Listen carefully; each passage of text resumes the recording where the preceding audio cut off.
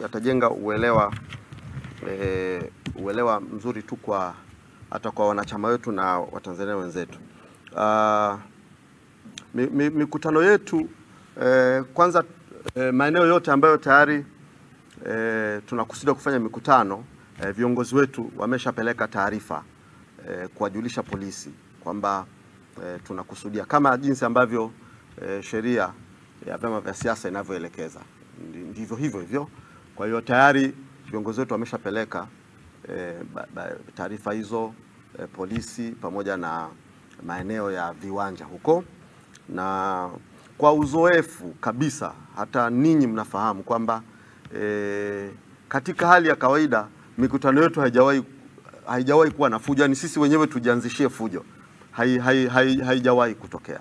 Na kwa bahati nzuri sana tuko trained vizuri sana, watu wetu wako trained vizuri sana wanaotengeneza organization na zile logistics za pale uwanjani, namna kumanage stampede, umati wa watu kukaa.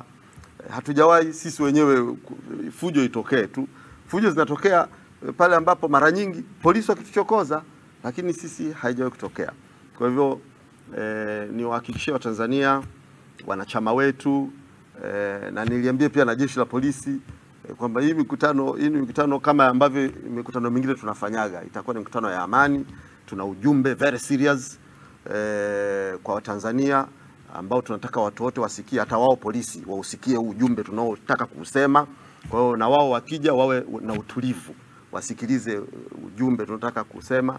Watumishi wa umma watakuwepo, watu watamani wasikie, makundi yote, hata wana CCM tunahitaji wasikie. Kwa hiyo ni wasii wanachadema wenzangu, hata wakija wana CCM uwanjani pale wanataka kusikiliza, kama hawasumbui wasikilize, ni ujumbe wa Tanzania.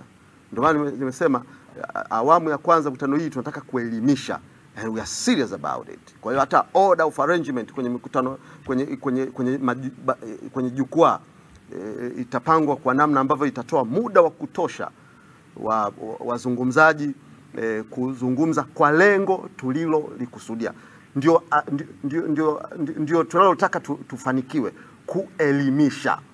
Kwa hivyo jukwaa halitakuwa na vurugu mechi kama majukwaa ya CCM, mara huyu anaimba, mara huyu amepanda na katakata viuno na nini. Sisi tutakuwa ni jukwaa la watu ambao wanatoa message on a very serious note, katika hali ya utulivu, katika hali ya amani kabisa. Kwa hiyo niwahakikishie hivyo kwamba litakuwa jukwaa la utulivu tu. Vyama vinavyoungana, kuhusu vyama tunaendelea katika hizi siku 60 tumekuwa na engagement nyingi sana. Zingine mnaziona kwa maana picha, na zingine hamzioni. Kwa hiyo na zitaendelea. Lilikuwa ni moja ya jambo ambalo tulikusudia ndani ya hizi siku 60 tulifanye, ili tunapoibuka kwenye mikutano ya hadhara tuna base chini vizuri. Sasa hiyo ni sayansi.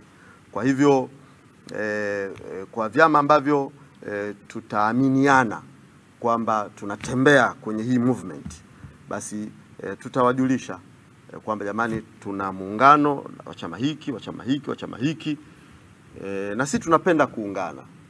Tunaamini katika nguvu ya umma, tunaamini katika kuwa wengi hivi.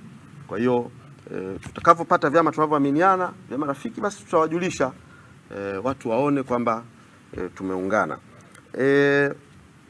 Tunafahamu kuna zoezi la kujiandikisha linaendelea,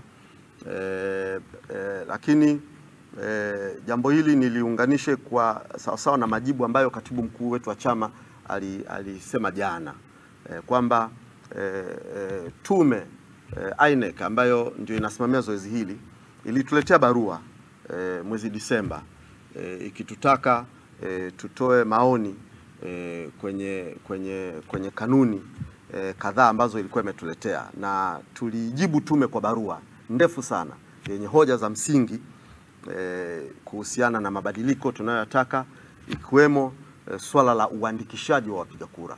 Kwa hivyo mimi ni waombe waandishi wa habari, hebu wafuateni tume, waambieni ile barua tulioandikia tarehe 29 Disemba mwaka jana kutoka Chadema, majibu yake wameifanyia kazi, hawakutujibu. Kwa hiyo muwaulize kuhusu hayo majibu, kwa sababu tulijieleza kwa upana sana katika ile barua. Tumekusudia kuanzia Mbeya, ni hapakuwa na sababu pengine very special. Ni moja ya kanda zetu ambazo tunajivunia sana. Kanda ya Nyasa ni moja ya kanda tunazojivunia sana, na tuliona vema tu kwamba tuanzie Nyasa, na tulikuwa tumetamani mwanzoni kabisa tuanzie kusini, lakini wenyeji wetu wa kanda kusini wakatuambia twende baada ya mfungo wa Ramadhani. Kwa hiyo basi tukasema tuanzie Nyasa, ili tukimaliza Nyasa iwe rahisi kuteleza kanda ya kusini. Kwa hivyo hizi kanda mbili zina special arrangement. Ndio maana hata mkiangalia kwenye namba ya siku utagundua kanda zingine zina siku chache kutokana na idadi ya mikoa yake, lakini kanda ya Nyasa na ya kusini huko tuna jambo maalum huko, jambo maalum la kimkakati zuri sana.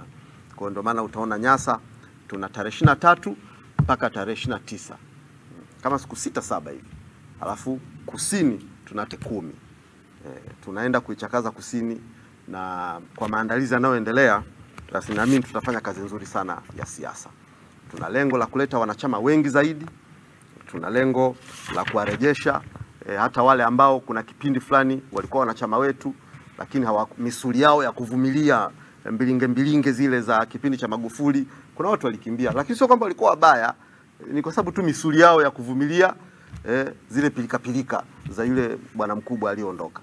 Kwa hivyo kwa watu wametaka kurudi, na wengi wametaka kurudi kwa sababu wanasema kabisa kwamba tunaunga mkono harakati za kuyataka mabadiliko kabla ya uchaguzi.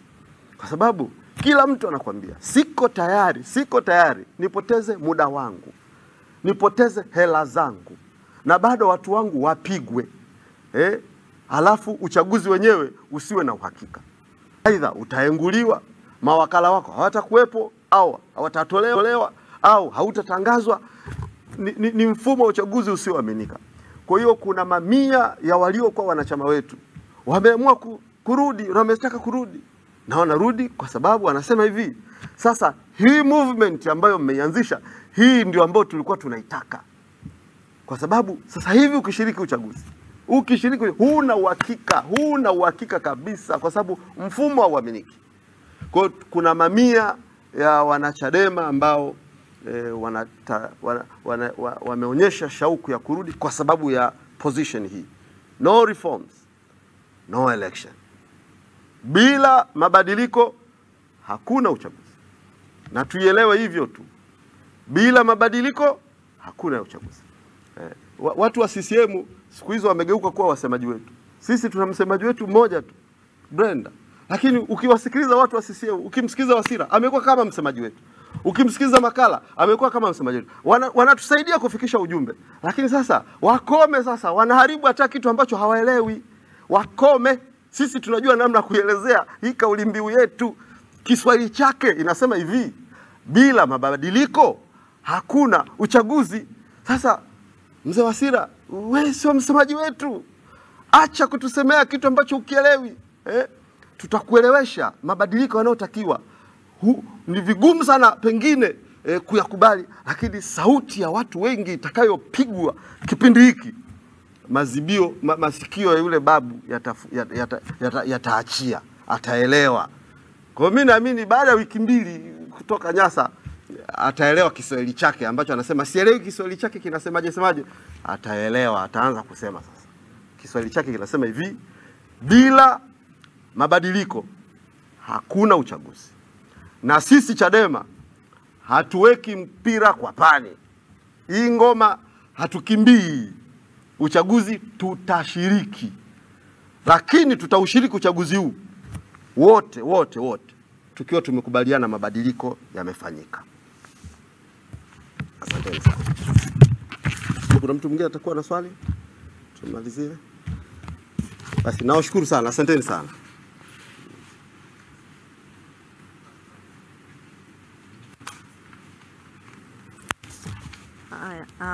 Asanteni sana kwa kuitikia wito wetu. Tumefika tamati ya press conference tuliokuwa tunataka kufanya leo, na mazungumzo yetu ndio yalikuwa ndo hayo. Kwa hiyo nashukuruni sana na msisite kuitikia tena wakati mwingine.